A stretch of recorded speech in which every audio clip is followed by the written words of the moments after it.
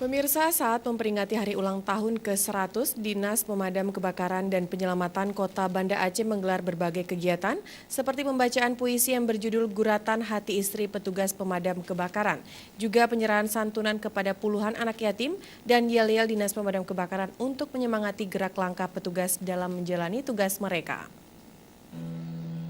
Ketika suara alarm meraung-raung memecah dunia.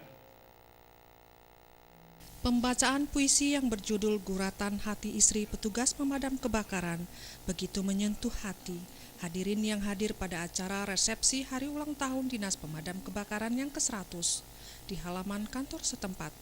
Tak hanya puisi yang berisi keikhlasan seorang istri yang merelakan suaminya bertugas menjadi garda terdepan menghadap bahaya.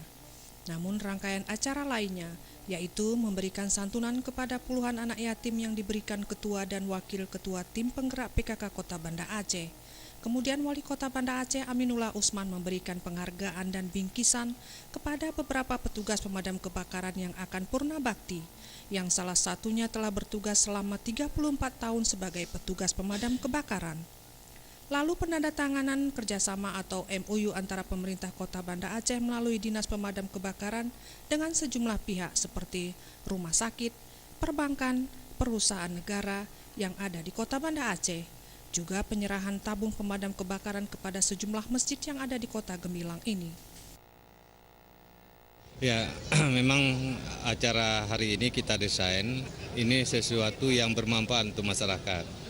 Jadi kalau untuk penyerahan bingkisan ini mungkin kepada pegawai yang pensiun, itu sebagai bentuk penghargaan dari pemerintah kepada pegawai yang telah yang lebih urgen lagi, kita mendekatkan diri dengan para pemilik atau pengelola bangunan gedung, agar mereka bersama-sama memiliki kemampuan untuk mencegah terjadinya bahaya kebakaran di tempat mereka yang mereka miliki.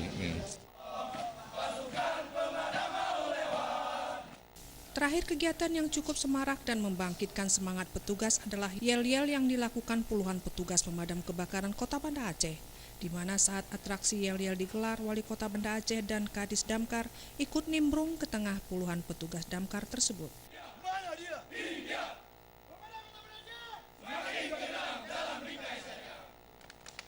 Tim Liputan Aceh TV.